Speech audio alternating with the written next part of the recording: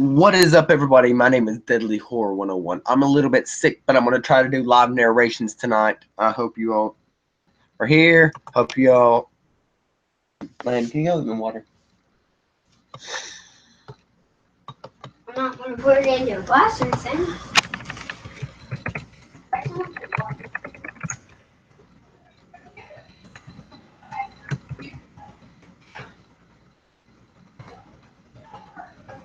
Give me 1 second. I'll be right back.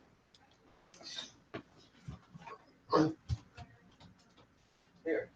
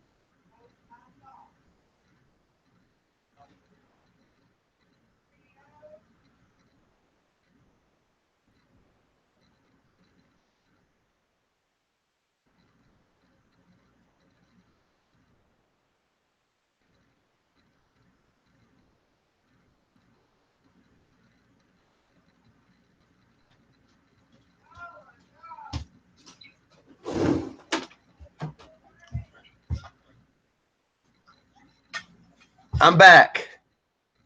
Sorry. Oh, God. Not feeling the best, but still going to try to do this. I got me a thing of water here, so should help some.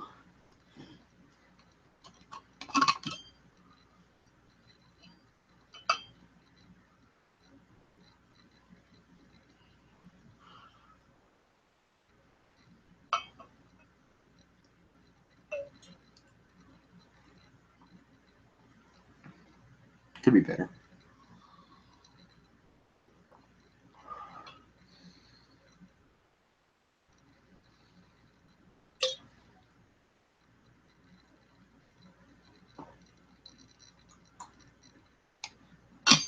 Anyways, now it's out of the way. God, I got my blanket wet, but anyways, now it's out of the way. How are you all tonight? What do you want to hear? Request me creepy pastas. Shit, the wet blanket. Water. Anyways, I'm going to choose 3 creepy pastas, and I'm going to let you all choose which one I should read first. Let a few people get here. I don't think nobody's coming.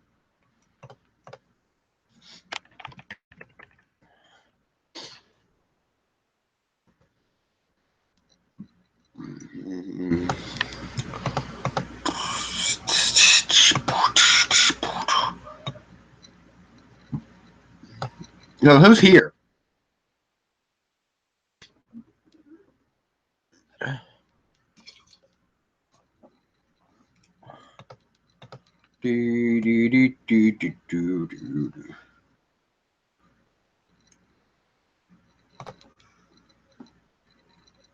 Shenanigans. Jack. You have time to join live stream, Jack?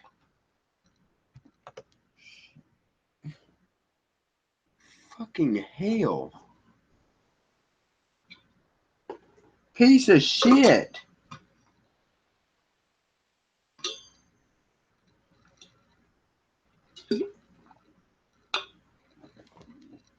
God. Shit. That water's getting everywhere.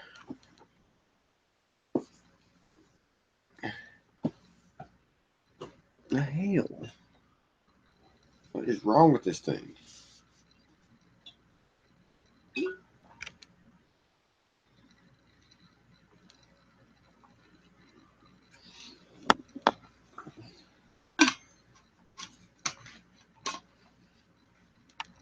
See if I haven't spoken that again. I guess not. I don't know what the hell's wrong with this thing. Hello, Sleepy Gray. All right, Jack, message me on Twitter once you get done there.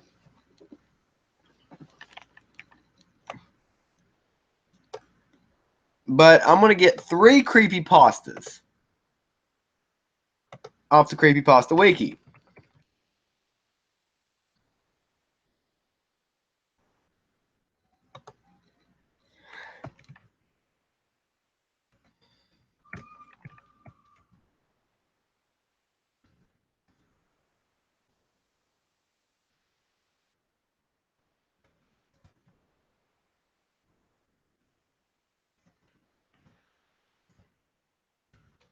Oh, me and you're going to fight, malicious.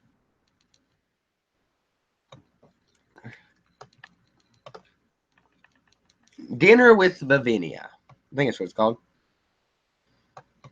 Ah, shit. I'm not going to read something I can't read.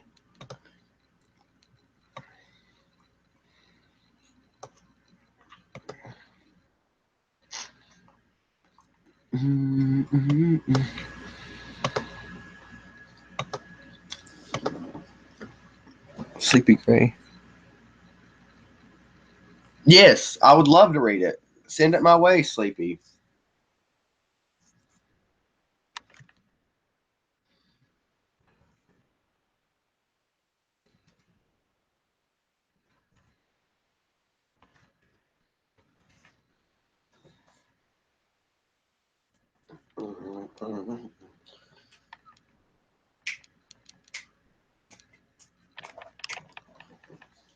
But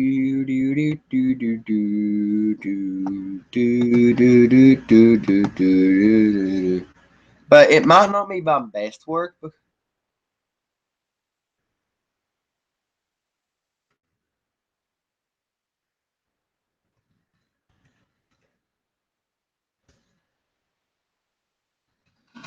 Oh crap! Yes, it didn't do it this time. This thermos needs to get washed.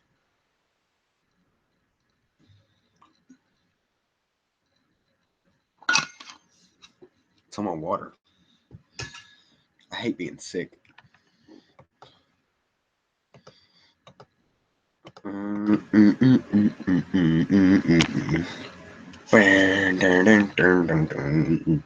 hope you all like the new profile picture, by the way. I know I've been using it on Twitter, but I don't know how people would do it on YouTube. So, what do you all think this time?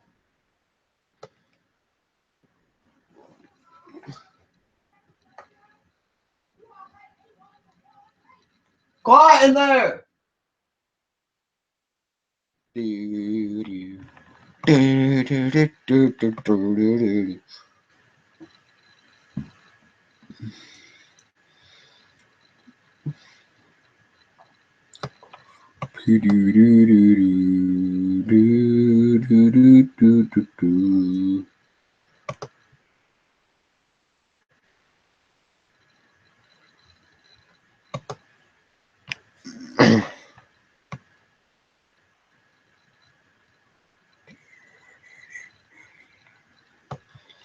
I'm gonna go with one for the disappearance while she's sending me that.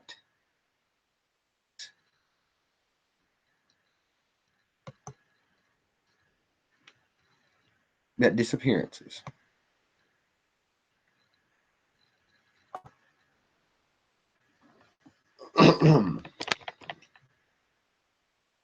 I might be a little rusty, but please, faith in me.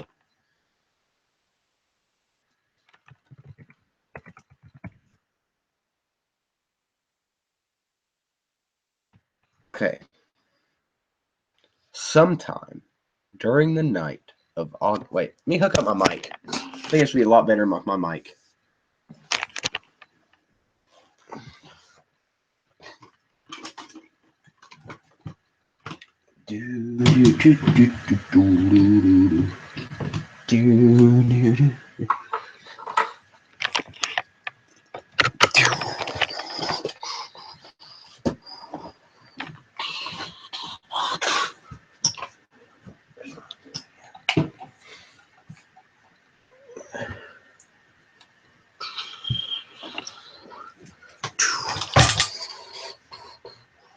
I'm sorry, I'm in this unprepared live stream, folks.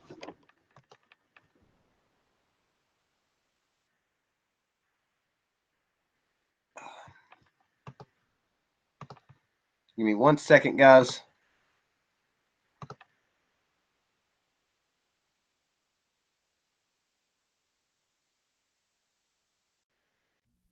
I hope you can hear me now. I don't know how good it is, but let's see how good it is. Sometime during the night of August 16th, 1952, in the small town of Ashley, Kansas, ceased to exist. At 3:28 a.m., August 17th, 1952, a magnitude 7.9 earthquake was measured by the United States Geological Survey. The earthquake itself was felt throughout the state, and most of the Midwest. The epicenter was determined to be directly under Ashley, Kansas. When state law enforcement arrived at what should have been the outskirts of the farming country, when state law enforcement arrived at what should have been the outskirts of the farming community, they found a smoldering fissure in the earth measuring 1,000 yards in length and approximately 500 yards in width.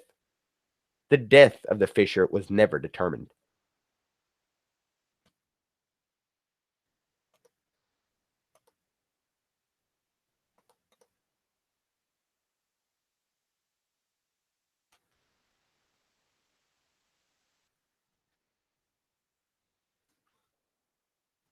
In the 8 days leading up to the disappearance of the town and its 679 residents, bizarre and unexplainable events were reported by dozens of residents in Ashley, Kansas, and law enforcement from the surrounding area. On the evening of August 8th, 1952, at 7:13 p.m., a resident by the name of Gabriel Jonathan reported a strange sight in the sky above Ashley, the town itself. Having no official branch of law enforcement, called into the police station of the neighboring town of Hayes, Gabriel reported what appeared to be a small black opening in the sky. Within the next 15 minutes, the Hayes police station became overwhelmed with dozens of phone calls, all reporting the same phenomenon. The phenomenon was never reported by any neighboring communities. A decision was made to send a trooper to Ashley to investigate the matter of the following morning.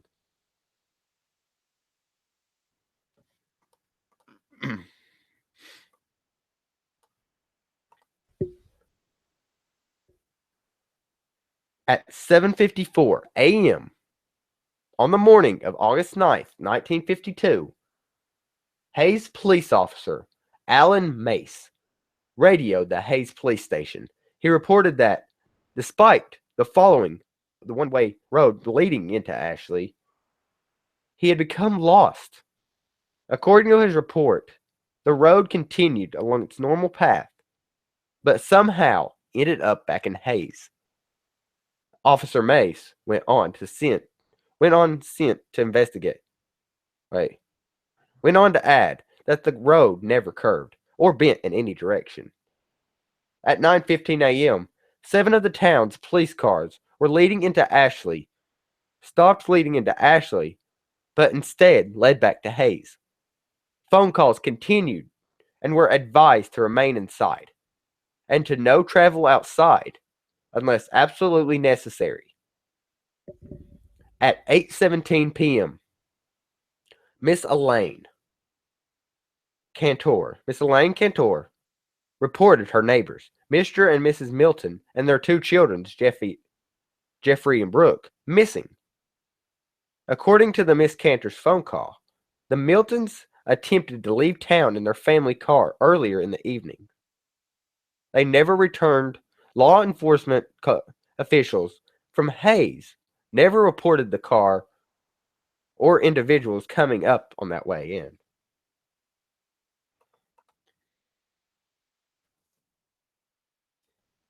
Before I continue the story, I want to know if you all can hear me. I'm sorry, I just need to know. Because there's no one typing in the chat saying they enjoy it. And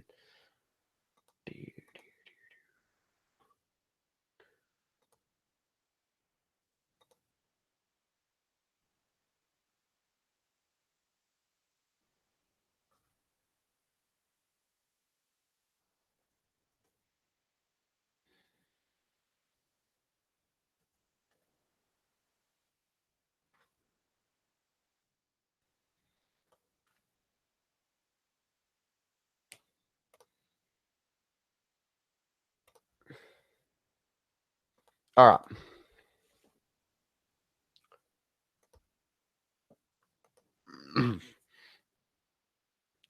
At 7:38 a.m. on the morning of August 10th, 1952, phone calls from Ashley into the Hayes police station reported that the town was in total darkness.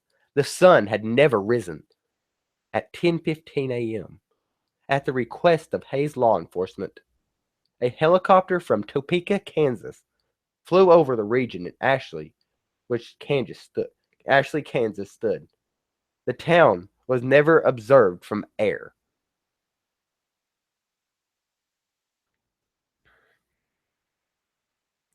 At 12:43 p.m.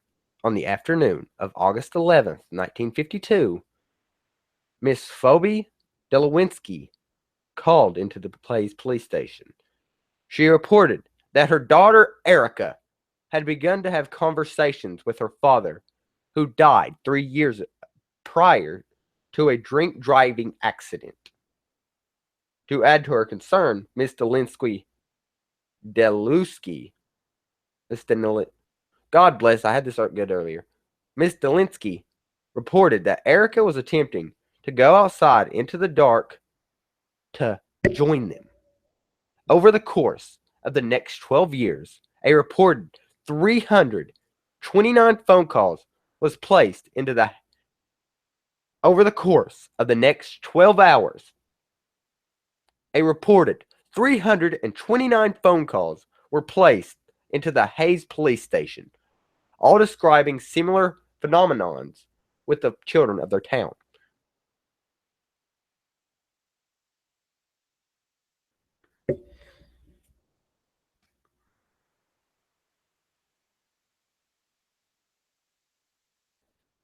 The following morning of August 12, 1952, the situation became dire. During the middle of the night, all 217 children of the town Ashley, Kansas, disappeared. A reported 421 phone calls were placed into the Hayes Police Department. Unable to be any, Hayes law enforcement instructed all callers to remain inside and to avoid any and all attempts at finding their missing children.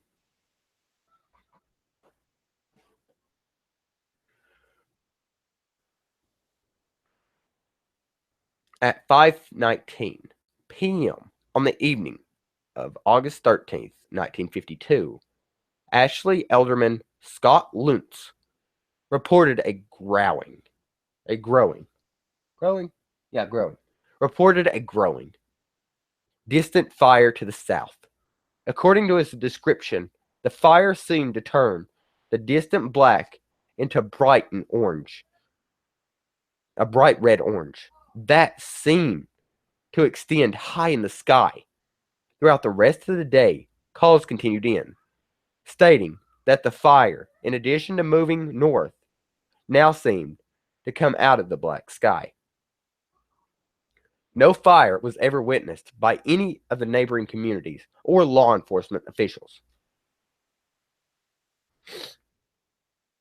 The reports continued until 12:09 a.m. on the morning of August 14, 1952. The last phone call, placed by Mr. Benjamin Endicott, reported that the fire in the sky had grown so intense that it began to appear as daytime over the town. The phone call ended abruptly. From the phone call placed by Benjamin Sherman Endicott. Benjamin. Just hold on. Wait. Yeah. Yeah, I see something. It's to the south. It looks like... End of phone call.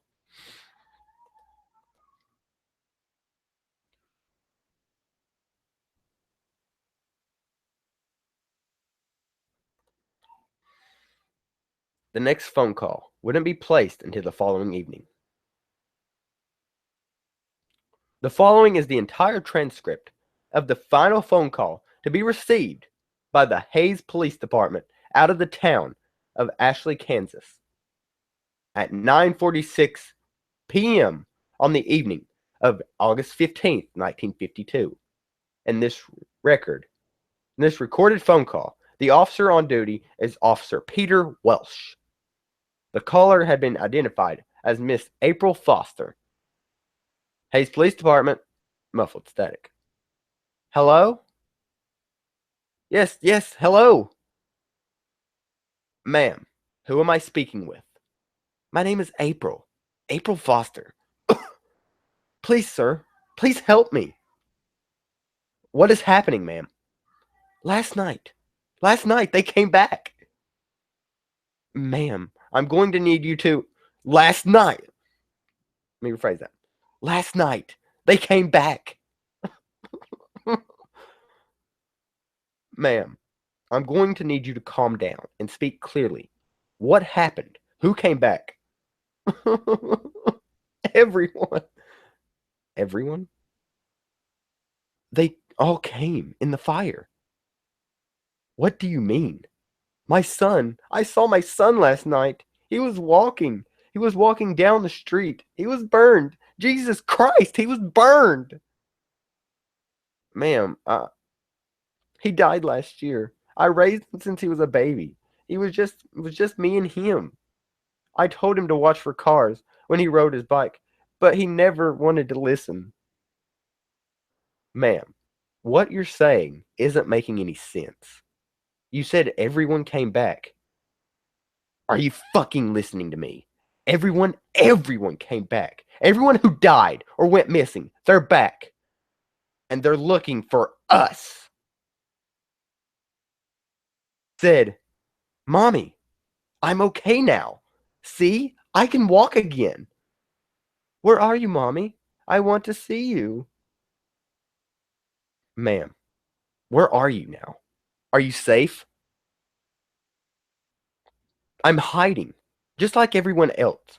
We saw them coming through the fields, and some people opened their doors for them. God, the screaming. I don't know what happened to them, but their homes caught fire, and they caved in. I have my curtains drawn. I'm hiding in a closet right now, and... Ma'am, is everything all right? Are you okay? Ma'am?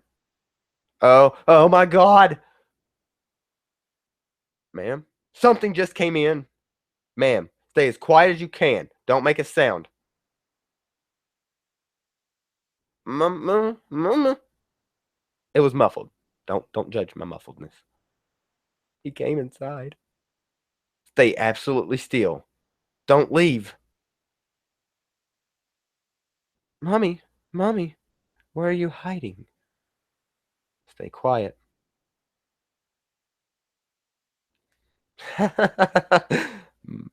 I found you, Mommy. Ma'am, end of phone call. The following morning at 6:55 a.m., the law enforcement officials of the Hays Police Department arrived at the location of Ashley, Kansas. A smoldering, burning fissure in the earth was all that remained. End of story.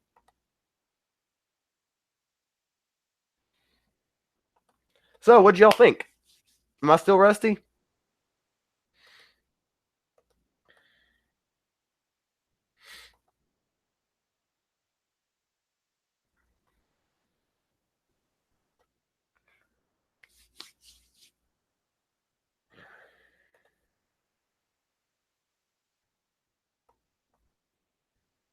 I'm thinking I need to record that story.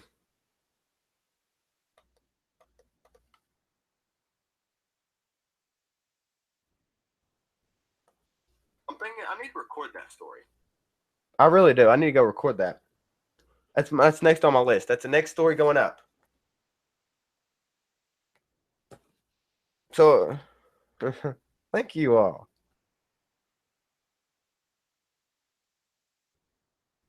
You think it was one of my better recordings? If I recorded it, it would be my better recordings. I love disappearances. It's one of my favorite. It's bad to say, but disappearances is one of my favorite thing to do. Like read, because it's so interesting. People that this stuff does, like it takes smarts to cover your tracks from a kidnapping. You know what? I don't care. I don't care if you're outside my window, malicious.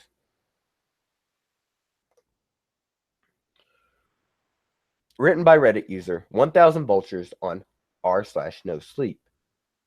This is a long read. So long, in fact, that each part was originally posted. Oh my god, how long is this shit? Oh no no no no no no no no no no no no no! I'm not reading this one. God, no. Oh god, I'll record this later. I'll record this when I have spring break.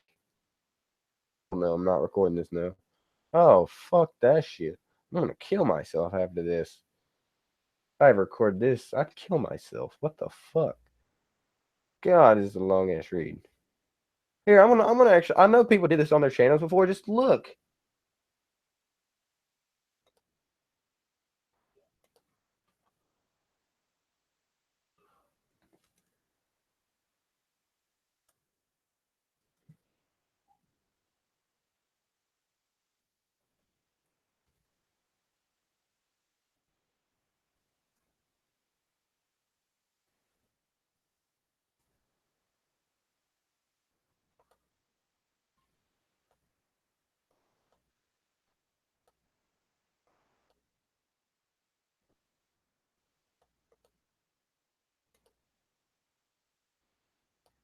I don't have 1,000 subscribers yet, so I can't activate super chat.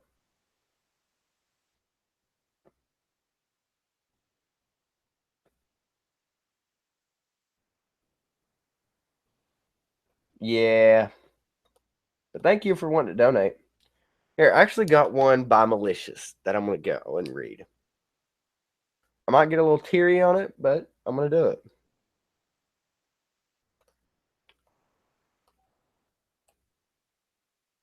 I've had this one for a while, and I'm going to finally do it.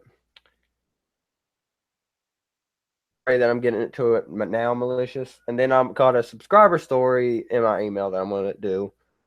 I got a few stories that I'm going to do for you all tonight.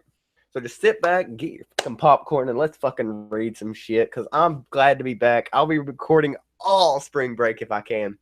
I'm glad to be back. I've missed you all so much. Phew, I'm finally feeling better. Oh, this is great.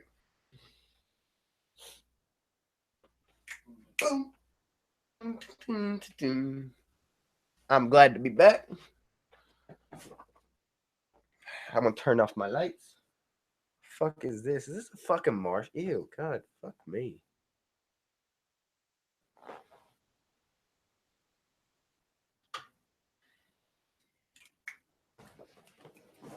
Here, I'm gonna put some sound effects in the background.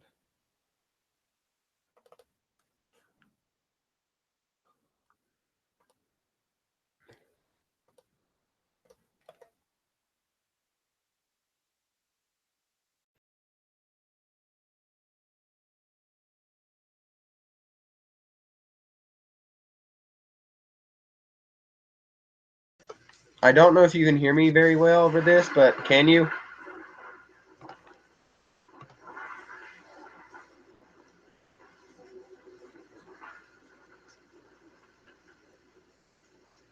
I'm gonna plug him out, man.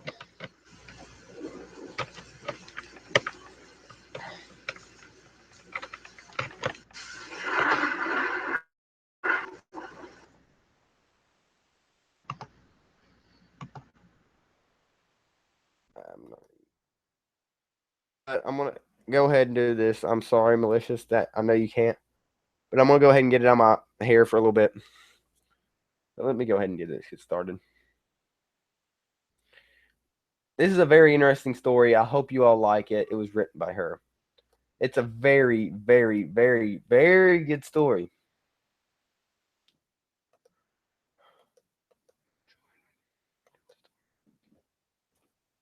So sit back, listen, relax. Let's get done with this story.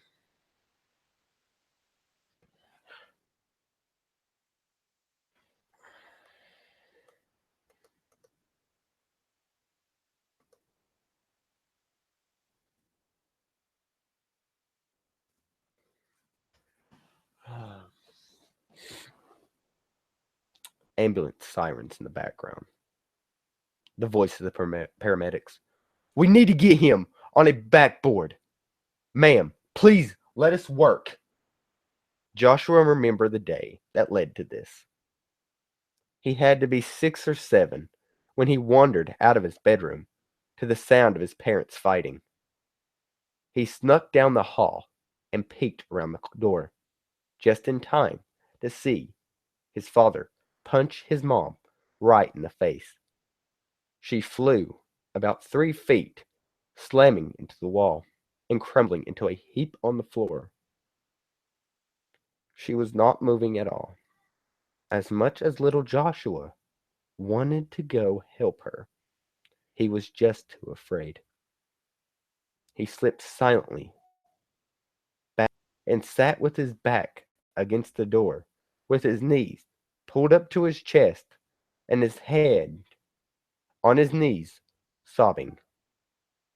He was so worried about Mommy, wondering why he couldn't be braver and stronger so he could protect her instead of sitting in his floor crying. He heard his dad go to bed. He got up and got his water cup and walked out of his room. He would check on his mommy and use the cup as an excuse if needed. His mom sat at the kitchen table. Her eye had a bruise on it. He felt so bad and walked up and laid his head on her shoulder. There was no words in fear of waking his dad, but they understood each other. His small, trembling hand had reached up and gently brushed away a tear from his mother's face. She nodded for him to go back to bed.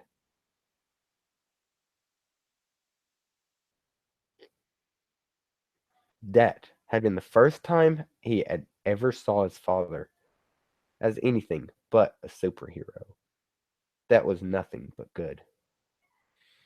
Sirens are in the background. The paramedics said, "This kid has lost a lot of blood. Let's get him loaded up. He is not looking so good."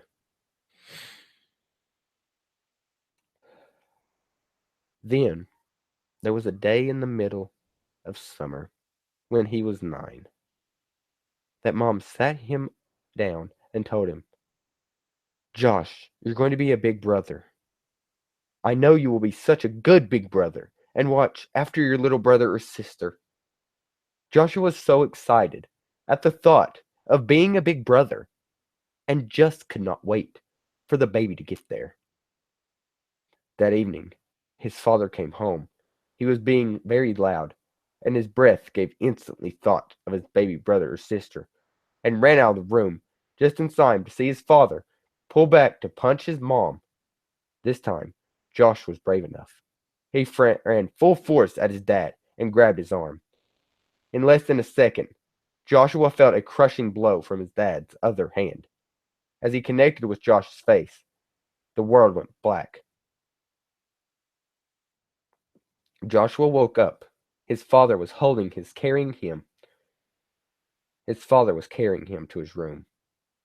When he realized Joshua was awake, he said, "You know this is your own damn fault, and you need to mind your own business."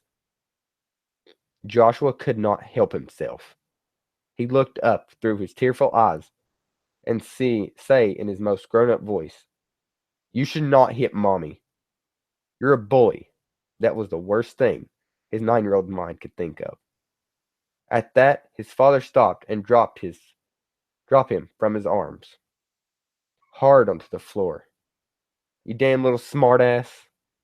As Joshua hit the floor, he saw the toes of his father, steel-toed boots, coming at his stomach, full force. The impact to protect the baby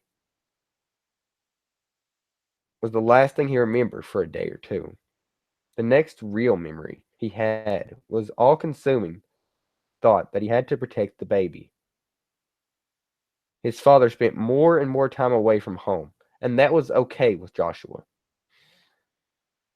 One night, about a week before school started, Joshua had been playing on his with his blocks in the living room before bed and forgot to put them up. Wood all over the floor, and that sickly smell of his father's breath filled the air. A second later, he heard his father bark. Do you think you'd leave a mess in the living room? He was then ripped from his bed with one jerk of his leg.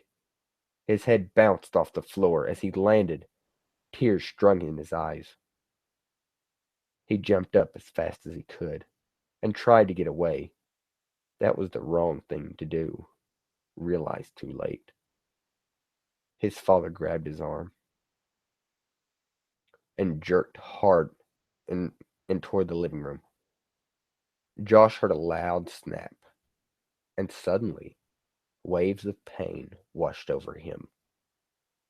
He looked down to as his father had let go of him, but it was bent in a very odd way. Joshua's mother screamed. You broke his arm. On the way to the hospital, he was told over and over that he was to tell the doctors and nurses that he was jumping on his bed and he fell. His father said, if you tell him what happened to you, you'll never see the baby because you'll have to go away for being such a bad boy. He started school that year with his arm in a cast. Time passed, as time does, and Joshua and his mother did their best to avoid his father. Sometimes it worked, other times it didn't, and he had to explain his bruises away as tripping or falling, or some other believable excuse. April 13th, the next year, his world changed forever. Tiny little Abigail came to the world. She was not a healthy baby, and all the adults talked about how tiny and fragile she was. Joshua knew why, but he could not say. The first time he saw her, she became his world, and he was going to be her hero, her protector. He loved her so much. Paramedic's voice. Call ahead. Tell them to have 2 units of O negative on standby. He's got internal bleeding on a collapsed lung. Josh, stay with us. Do you hear me? The next thing he thought of was the day when he was 11. He had been throwing his ball in the house, and it missed, and it bounced off his hand and hit an antique vase by the dining table. It tottered a few times as he lunged to catch it, and he lunged to catch it. It fell and smashed on the ground. His mother had scolded him for breaking his grandmother's vase, and told him he was grounded and to go to his room. He was going to bed without dinner. He thought that was the end of it. Dad had only been coming to the house to sleep and change clothes. Most of the time, Abby had been in the world because he can't stand that damn baby's crying all the time. He was pouting over having to miss time with his friends when he heard his father's voice roar, Joshua, get your ass out of here. Get your ass out here. A shiver went down his spine, but he knew that not doing what he was told would only make things worse.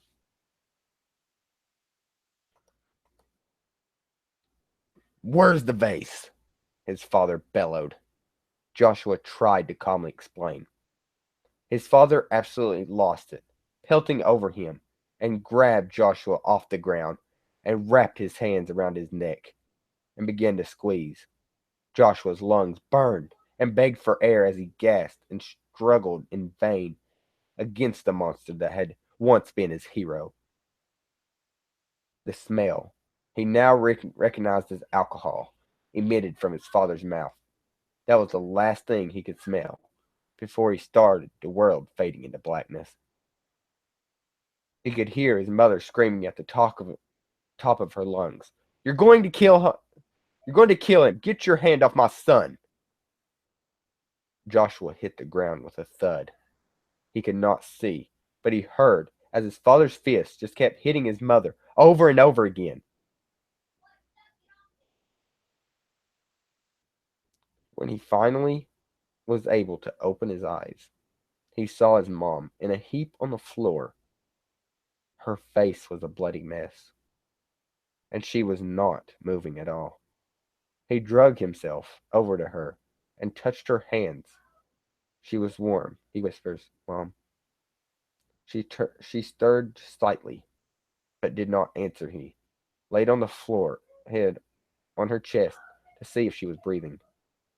She was just. She was. He just left his head on on her chest and giving to an exhaustion that overcame him. What kind of monster does this to a 14-year-old boy? It was his dad. Silence fills the air. Then, there is earlier today. It was his 14th birthday. And he and his friends had been playing baseball at the park. He came home to the smell of freshly baked chocolate cake and a huge hug from little Abby. "Happy birthday, Bubba. I love you." He picked her up and gave her a hug back. Even though Abby was 4, she was still so small for her age. He could lift her with one hand. He loved his little sister so much, no matter how much she bugged him or followed him around. He went and got washed up for dinner and came into the kitchen. "Dad," he whispered questioningly. He was here earlier. Said he would be back for dinner." His mother's voice trailed off as she turned around. Right in her eye was almost swollen shut, missed just beneath her nose. His blood boiled. He forced a smile and hugged her and thanked her for the cake. He was very careful to touch her gently, making sure not to touch the bruises. His father came home. They ate in complete silence, as was the norm at this point. The meal was finished, and it was time for cake. Abby was Abby was so excited, bouncing around the room. She ran around the kitchen, snagging the tablecloth with the end of her stick nose. In less than a second, cake was flying through the air and splattered on the ground. Joshua saw his father's huge hand flying towards his tiny, fragile baby sister. Something snapped in Joshua's mind. He had no fear. He dove at his father, with all force knocking him to the ground. For a few moments, Joshua actually thought his father might back down. But that passed before he knew what was happening. Joshua was on the back.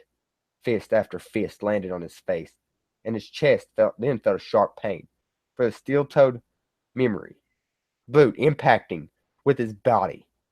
He felt something harder than a fist crack into his head, and a delicious darkness swallowed him. The last memory Joshua could pull out of the aching brain was the sight of a police officer kneeling on his father's back and putting handcuffs on him. This brought a small, painful smile to Joshua's face as he succumbed to the darkness. Sirens very distant. "We're losing him! Charging! Clear!" Charging. "Clear! the sound of a cardiac flatline.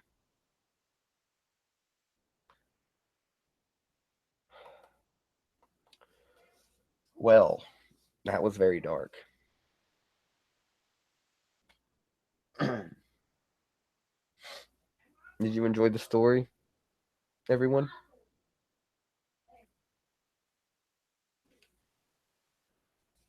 Did you finish that? What? Did you finish that thing? I'm still streaming.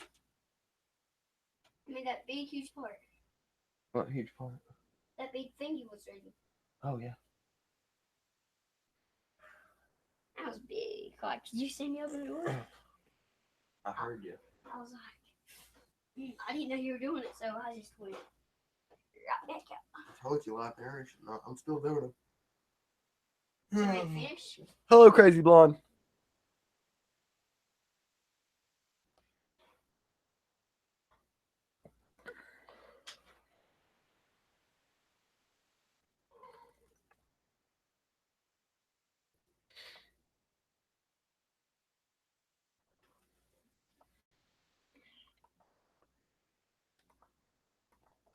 Okay, now for the subscriber story that I found a few days ago. I don't care anymore.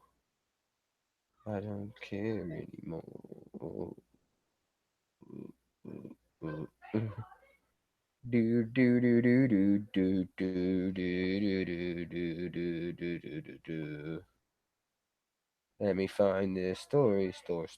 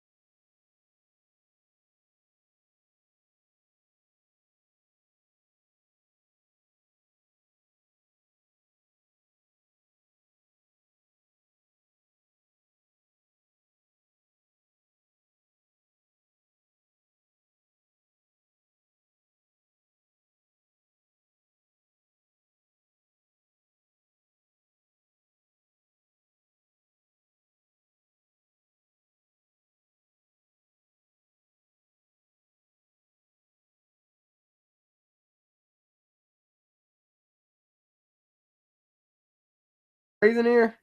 I don't know. It's not 77. Look. Oh, sorry.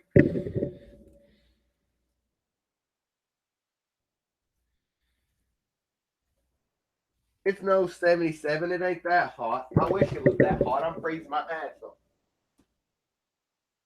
71. Oh, it's Atlanta 71 degrees.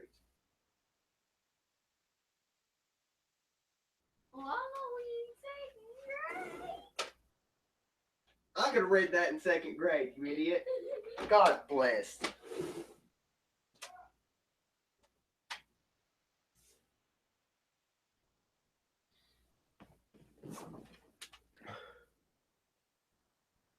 Oh, God. How are you all tonight? My name is as usual.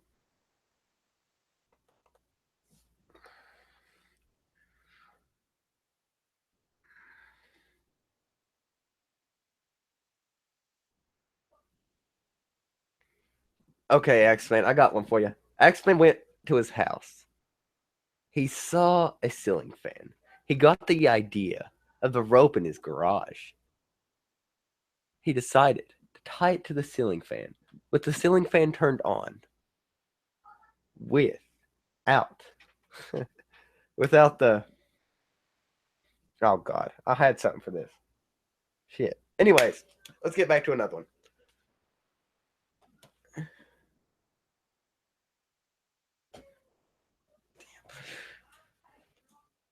I got a full bladder. I'm ready to wet my face. I got a scary story for you. How about you do my bidding?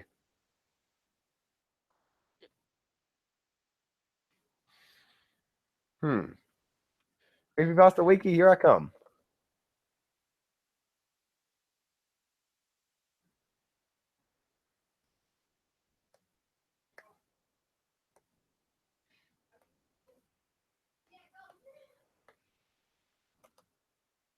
I don't care, X-Men.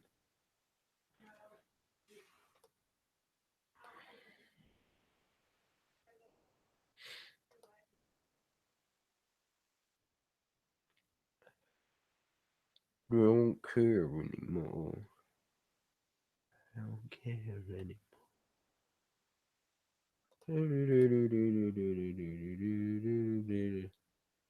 A demon triple homicide.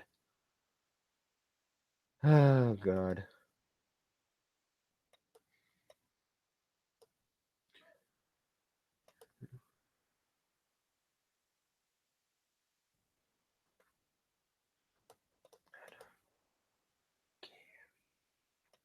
Sounds interesting.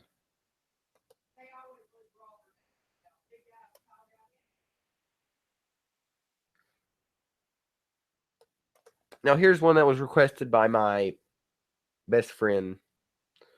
This is based on the Ed, Ed and Eddie series. Okay, Rainer. I got one for Rainer. I'll read that one instead.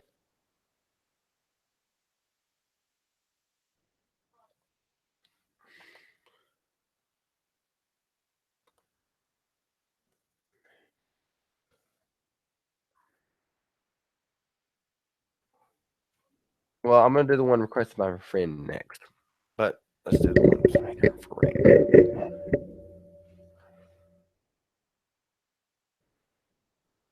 Shit. Not that one. God bless.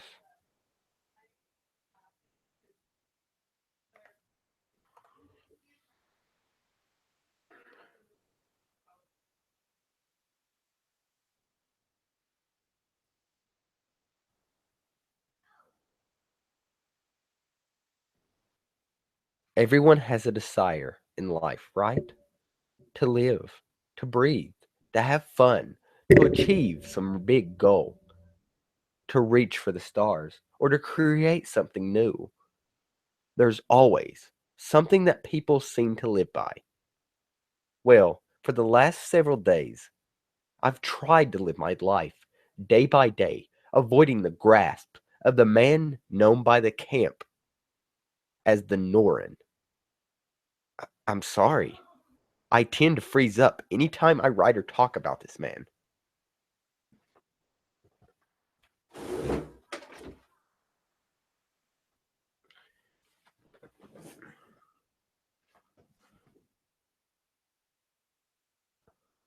This beast, rather. But I can't let my fears get the better of me now. Much damage for me to freeze up now. I don't think I'll make it, But if I somehow find my way off this mountain, or I'm found too little, too late, I need at least someone to know my story. I've written everything down so far, and I need to make sure I finish this entry as well. I'll do my best to write down everything, down to the last detail. But I don't know how much time I have before I'm next, or before I perish out here.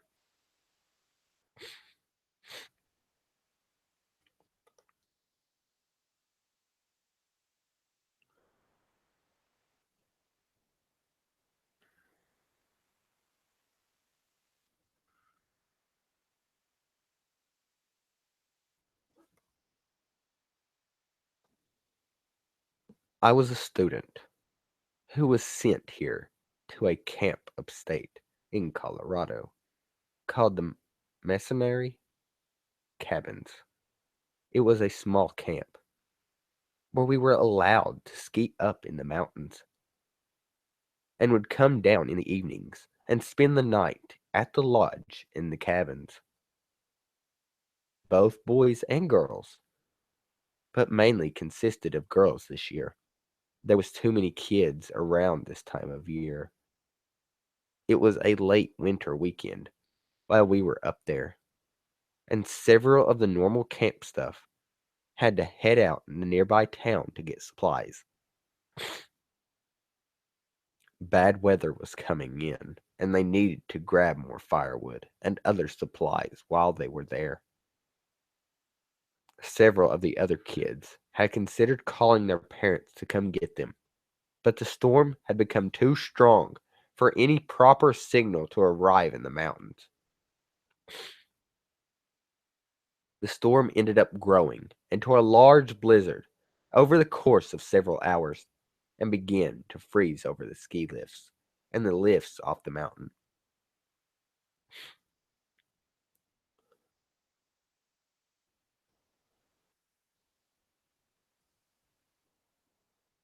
I kept myself busy by writing down everything that went on in my journal. Every last detail that I found interesting enough to distract me from worsening weather was that I would focus on. I did everything I could to keep busy. There was too many strange things going on all at once. For starters, the first night was all but quiet. Everyone was sitting at the main lodge, unsure of whether or not to head back to their cabins. Chimney within the lodge all night. The other kids started telling each other stories and talking to each other about the snow outside. One of the young boys began talking about an evil mountain spirit called the Norin. I grew curious and moved closer to the group he was telling the story to. He began to explain the details of the legend of the Norin. It was described as a malevolent spirit that waited upon the mountain for kids who were left stranded in the middle of the strong snowstorm and would kidnap them when they were at their weakest. What the Norin would do to kids once he caught them, and his reply was simple. No one really knows what happens once you're caught, but the kids who are caught are never seen again.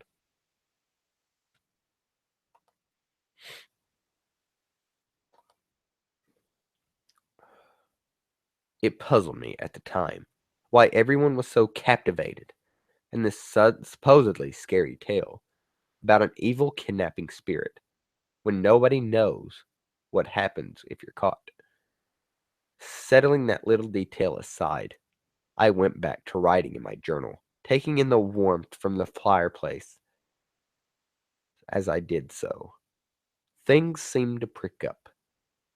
When one of the camp leaders arrived back, Nathan had arrived from the top of the mountainside and had returned down to the lodge. I went to go grab him a mug of hot chocolate to help warm him up. Here you go, Nathan. Thank you, Brianna. I needed a cup of hot cocoa after being at the top of the ski slopes for so long. I thought I would get back sooner, but the storm caught me off guard. Are any of the other camp leaders here? I haven't seen any of them yet.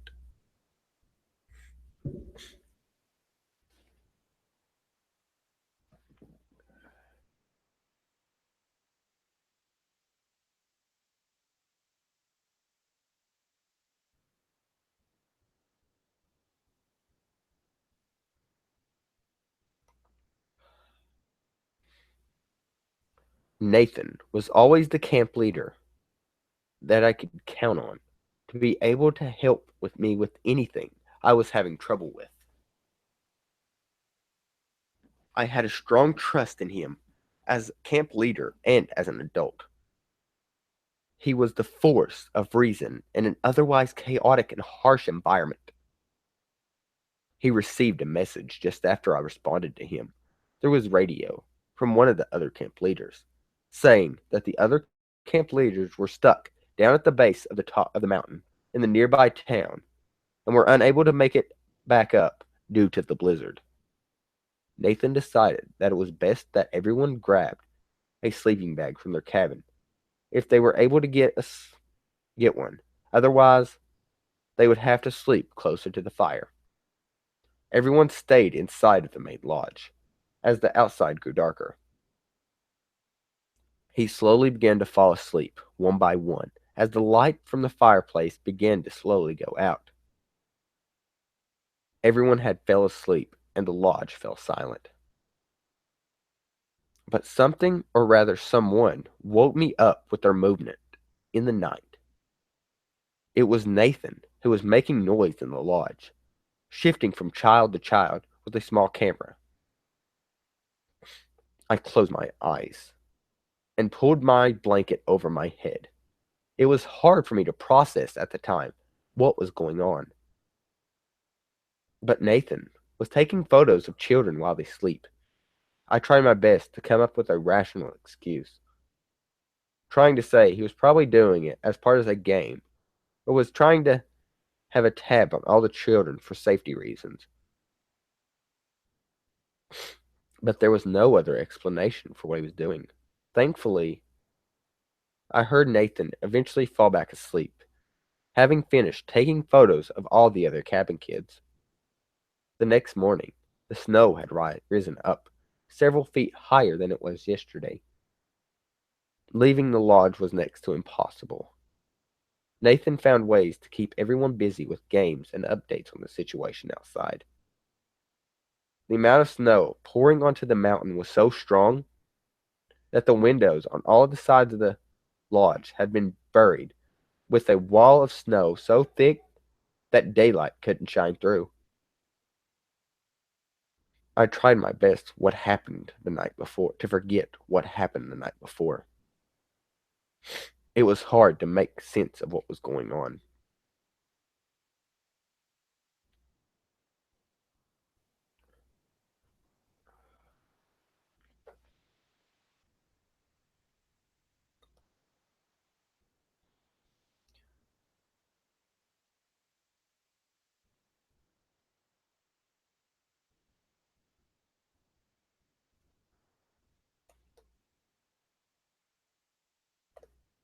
Night came sooner rather than later, and everyone did their best to fall asleep. I did my best to fall asleep. But just like the night before, Nathan was up again, only this time I began seeing him touch some of the kids. I couldn't cover my face quick enough this time. He turned around and ended up seeing me when he was moving on to touch someone else. He came close and knelt down to my face. He whispered something that made my blood freeze up and made me hold my breath. Shh. You don't want to wake up the Norin. He began to roll up one of the sleeves and revealed a large end that was tattooed on his right forearm. The Norin on top of this mountain. But I was not prepared for the evil that was about to embark on. He began to move towards some of the other children, feeling them up, feeling them up from underneath the covers. Some of them woke up and tried to struggle, but he would cover their mouths and hit them until they fell unconscious. I couldn't sleep that night. I couldn't bear to live with the idea that Nathan, someone who I'd come to trust with my life, had turned out to be the rumored monster of these mountains. And he had no plans of letting anyone see or hear from us again. The next morning was a harsh and brutal one. I had managed to fall asleep as the other kids began to get up. I was awoken by a sharp slam from the main lodge door as Nathan came stumbling in from outside in the snow. He promptly alerted everyone that it was clear enough for everyone to head to their cabins, but the lift off the mountain wasn't working properly yet. It was far too coincidental for our only means of escape to be disabled, but we were able to walk back to our cabins. The lift was built for weather like this, but had mysteriously stopped working. I might planned for this and was going to take advantage.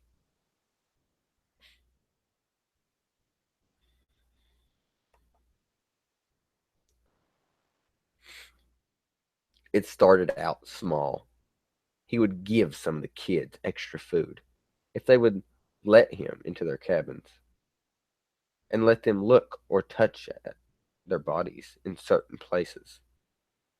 We had plenty of food to begin with, but it was apparent that he was rationing our food on purpose, and he was planning on having those kids up here for a while.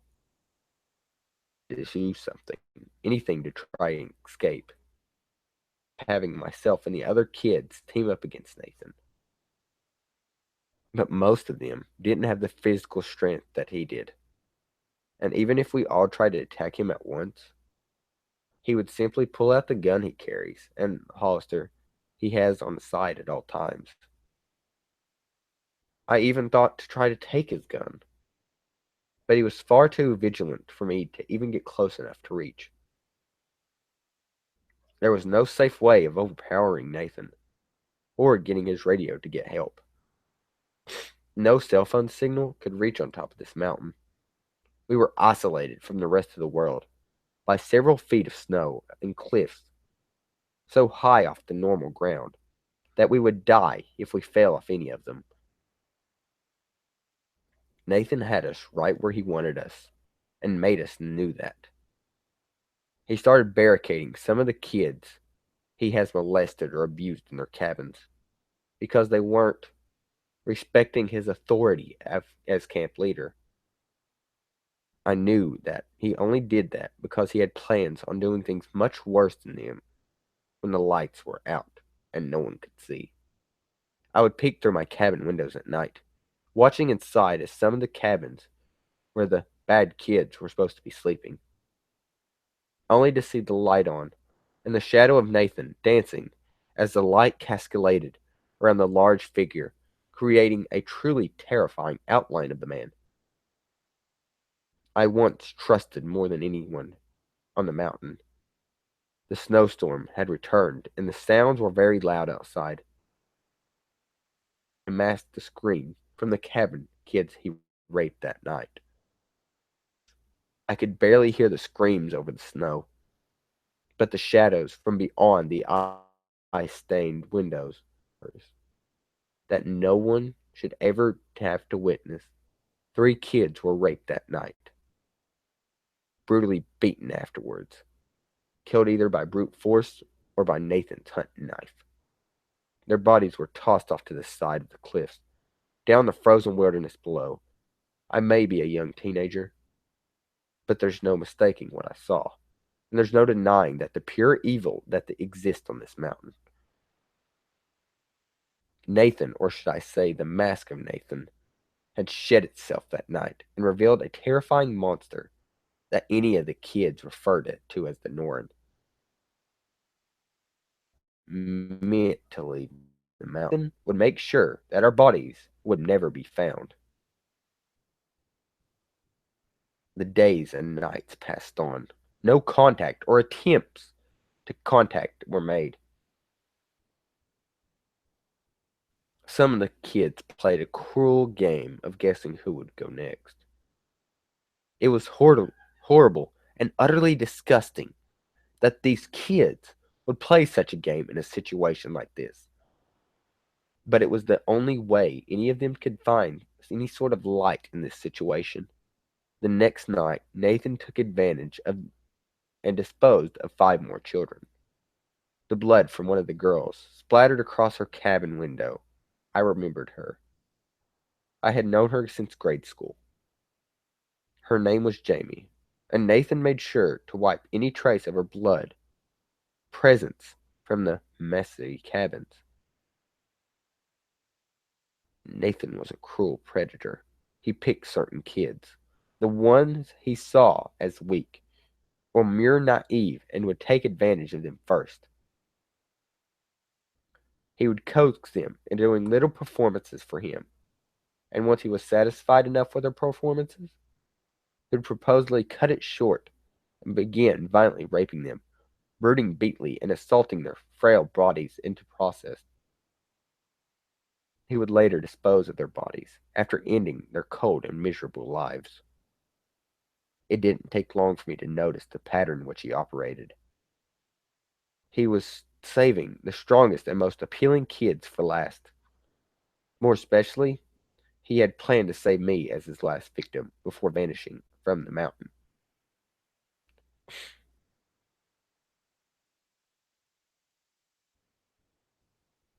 The next morning, I tried to escape. I did everything I could to get the lift to operate. Broken. Nathan had cut out the cables and disabled the lift from ever being able to operate. By the time I realized I couldn't escape on my own, Nathan had already found me and quickly took me back to my cabin. He started to beat me, punching my face and leaving me with several bruises. He lifted my shirt and tried to fondle my chest with his large hand, but he stopped himself. No, no, I need to save you for last. Stay here, Brianna, and be a good camper. I was spared, but only to be violated, victimized, and brutally murdered for last. There is nothing left for me. And as this storm continues to rage on and mask Nathan's crime, I began to lose all hope and escape from this mountain. This is why I needed to write down this story, because I know that I won't make it off this mountain.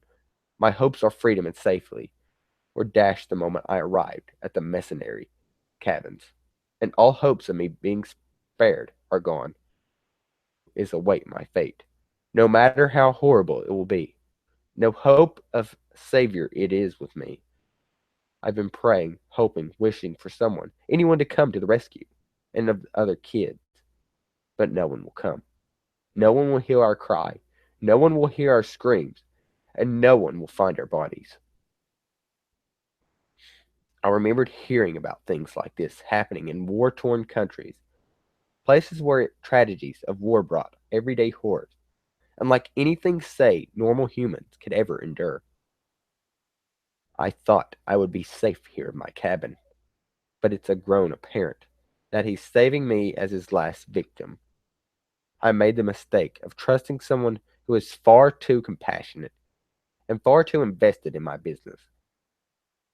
I thought that that person I could trust the most, who would never argue with me or anything, or try to show any aggression to me.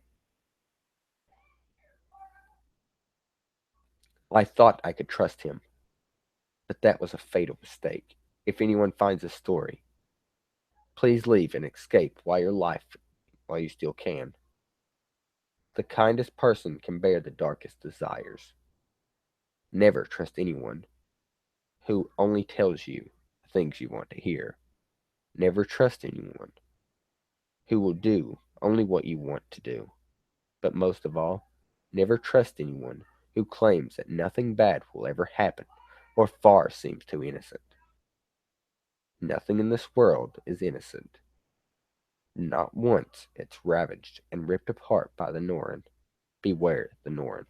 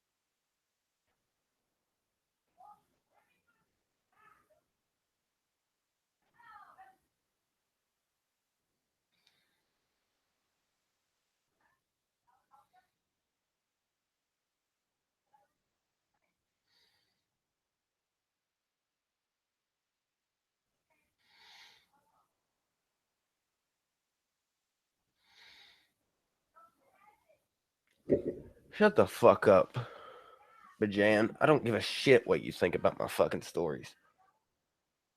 If you want to do it, come fucking read them. Have the fucking time that I do. I'm tired of fucking people doing this shit on my channel. So fuck you. Get the fuck out of here.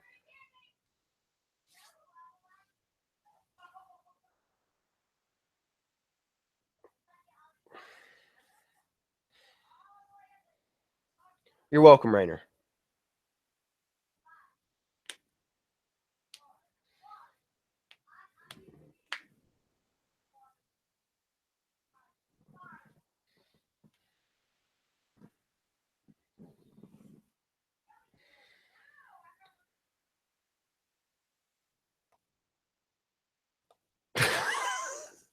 Top 10 anime fight scenes. I don't watch enough anime to know that. I watch a little bit. I love anime.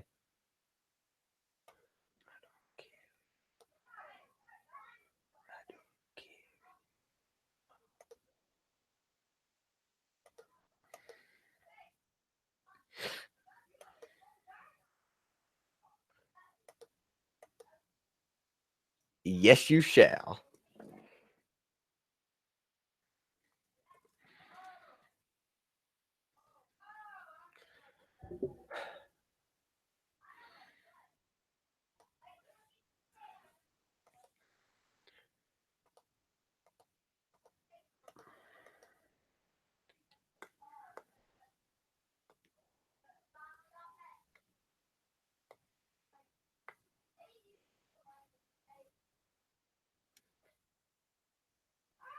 Okay.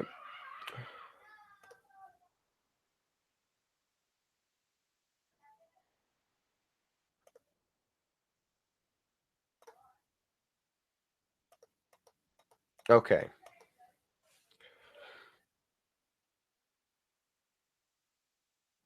Lady, I've missed you so much.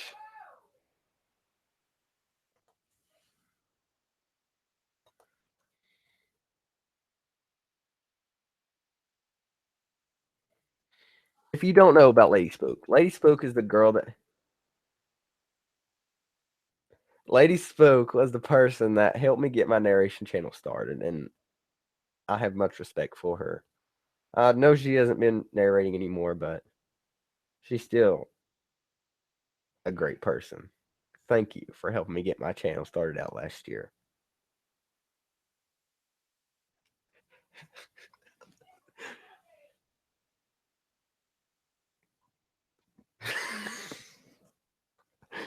Oh, I banned you. Anyway.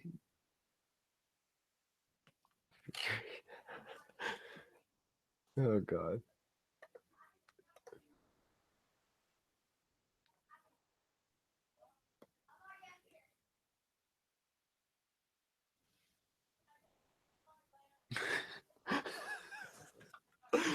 Oh God.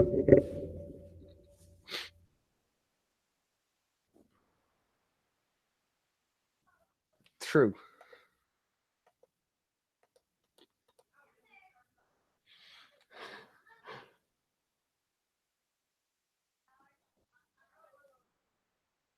So what are you doing here, Mr. Shadow Walker? It's been a while. It's been a while for you too, Axe Man. How you all doing? How's chat doing tonight? He deserves something.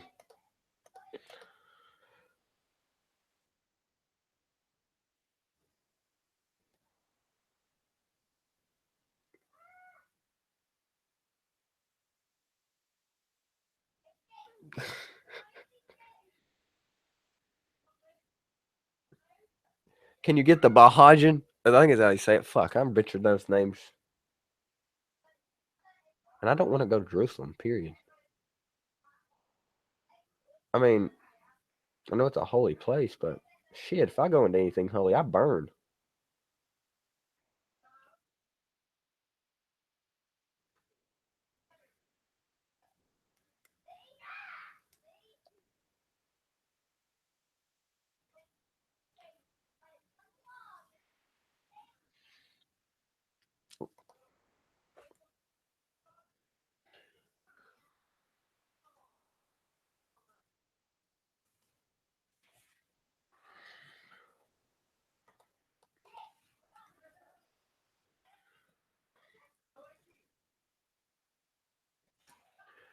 Um,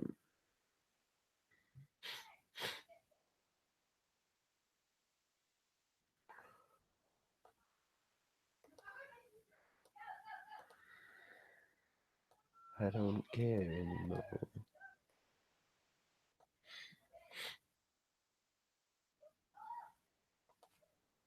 Uh,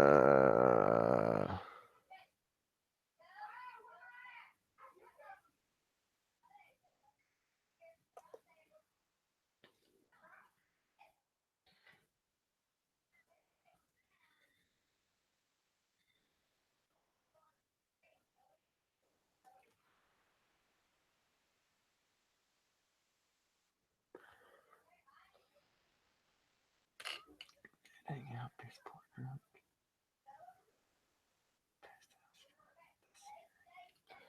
Well, seems right, Mr. Shadow Walker. Even though you're what 6?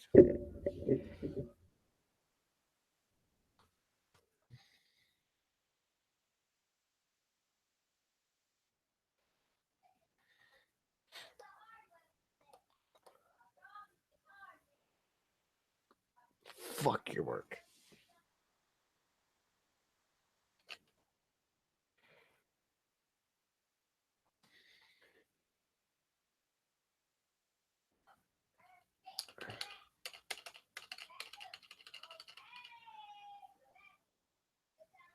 Okay. Anything else you want me to read before I wrap this shit up?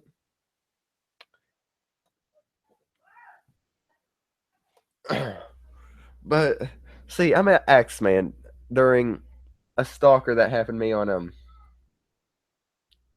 Twid. No.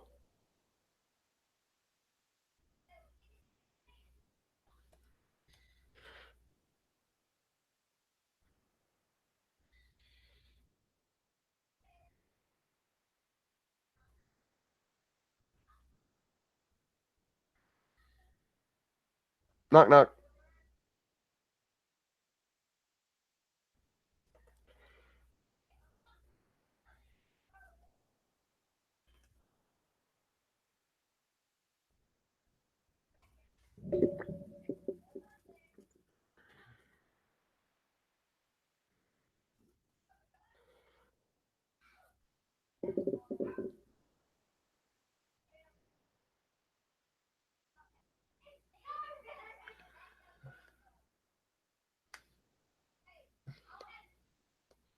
Blair White live stream. God bless.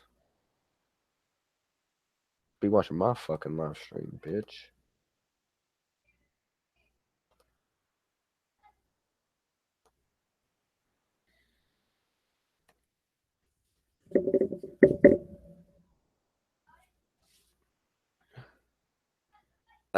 That could be considered two ways, Rainer. Two ways. One in bed and one in a chair. I'm in the chair, she's in the bed. Wait, is her tits hanging out? Send me a link to this live stream. Is her tits hanging out?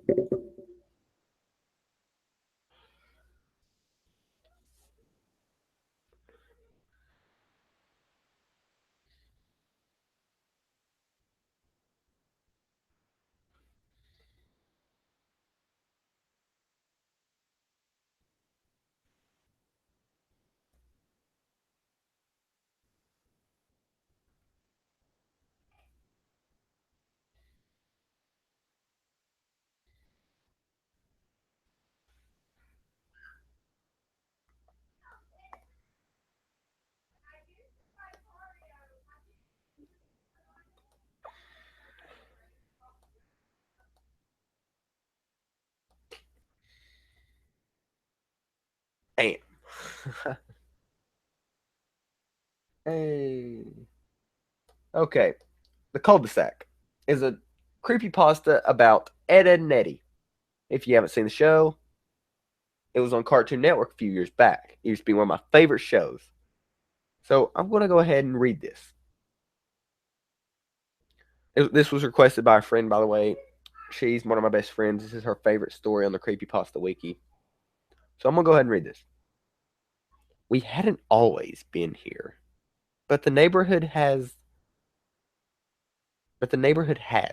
Even before it was a neighborhood on Earth, this one had been there. Here for those that would be lost on this cursed ground. Here for those who would die long before their life truly began. Here for those who really wanted to grow up, who never really wanted to grow up. We come from different times, and we come from different lives. But one thing remains true of all of us. We lived on the earthly realm of the neighborhood at some point in our lives, and died long before our time was supposed to come. We don't remember much of our lives in the cul-de-sac, since the last member of our group joined us. So the last member of our group joined us. And certainly we won't remember now when the next spirit comes. But here is what we do know.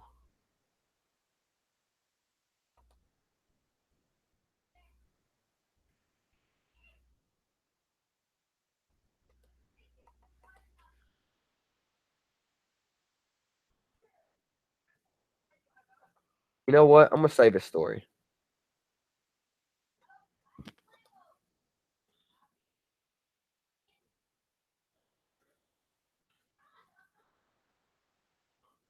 Samurai Jack is more important.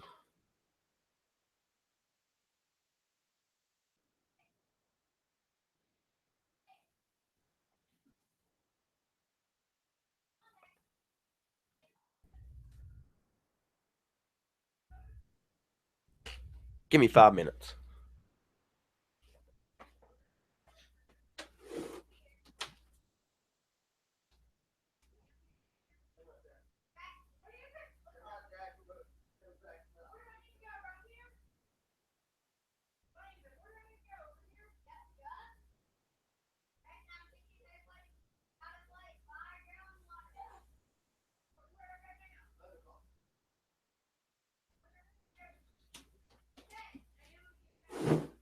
Okay, guys, it's 11 o'clock.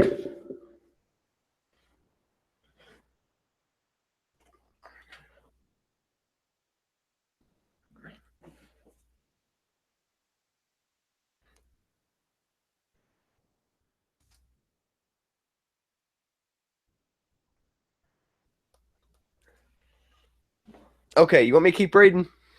All right, fine.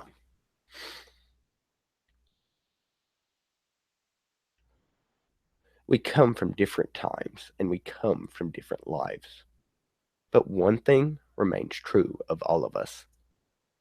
We lived on the earthly realm of the neighborhood at some point in our lives and died long before our time was supposed to come.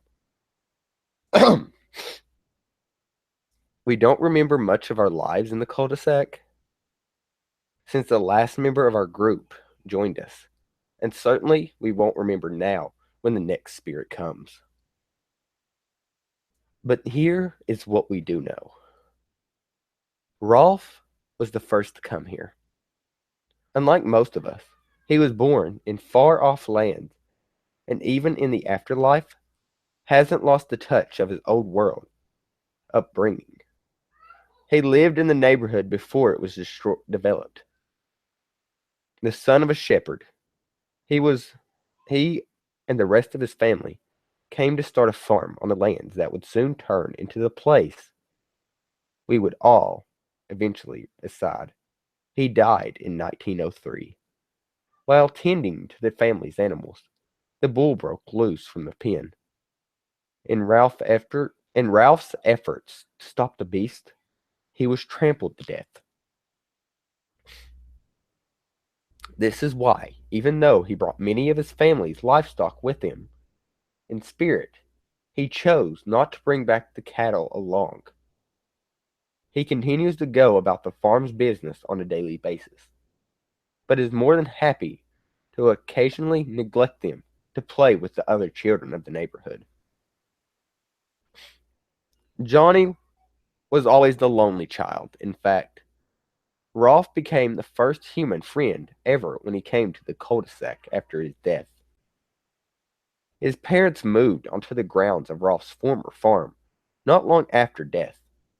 With no other children and no fieldwork to take up his time, as it did Rolf's, Johnny drew into his own mind to a great extent from the plank was born.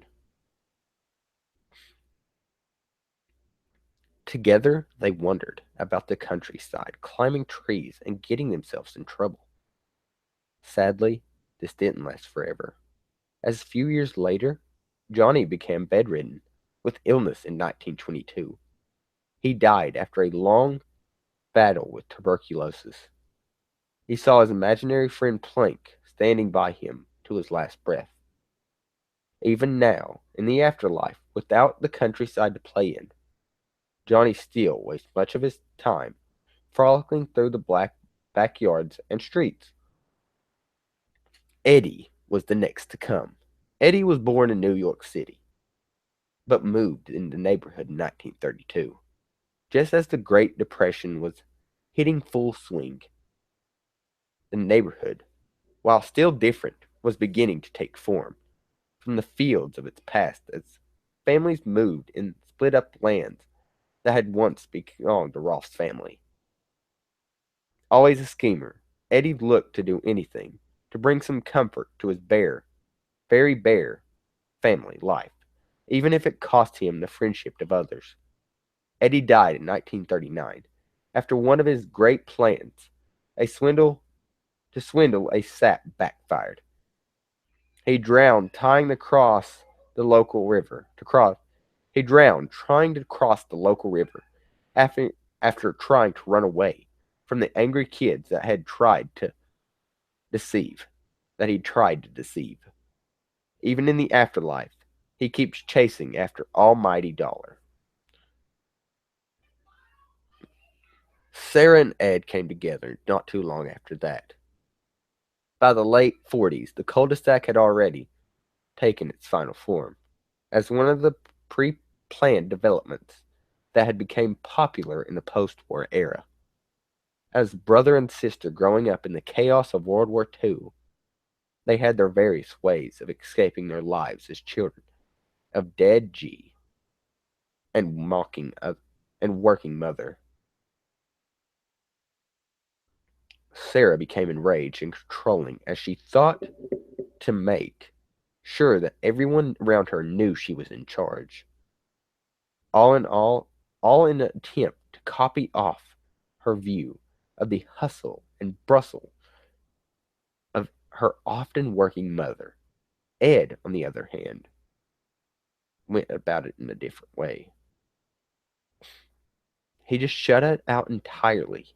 In fact, he shut it out nearly everyone and everything in the world, entirely becoming what appeared to be a complete idiot. Ed chose, instead of becoming involved in monster movies and comic books that began to pop up after the war had ended. It wasn't too long after that, in 1953, Ed and Sarah died in a car wreck as their mother was taking them to visit their grandparents.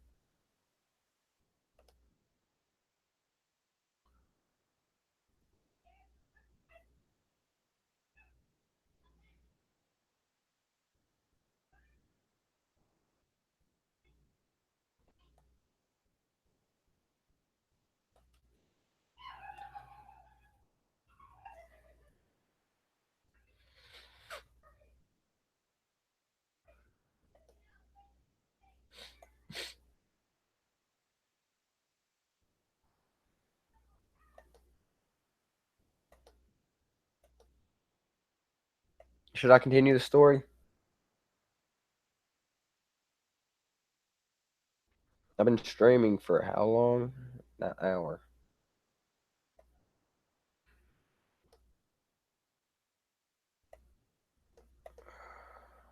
I don't want to do this one now because I want my friend to be here and to enjoy it.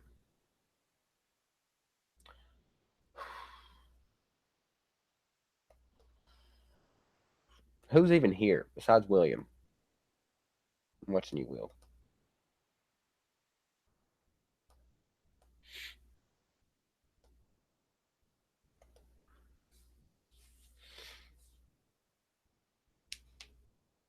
Reading the SCP. Oh, God.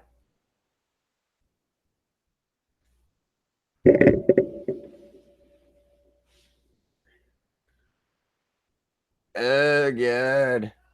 No, Will. Will, no. No, Will. Will. No.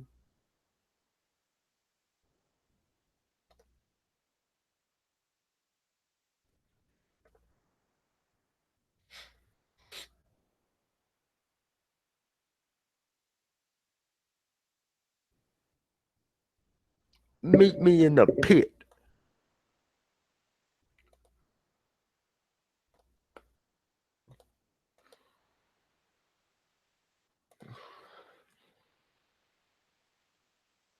Will.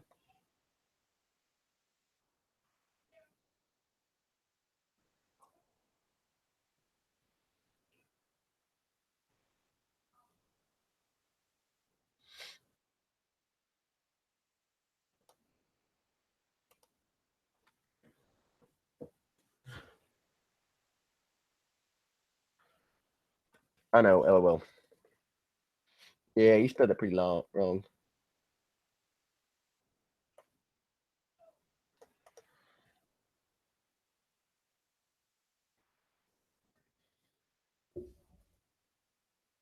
Well, guys, that has been live narration night with Deadly. I think I'm going to end it here. I hope you all enjoyed my new segment, and I will see you all next time. I love you all. I'll see you in the next video. Bye-bye.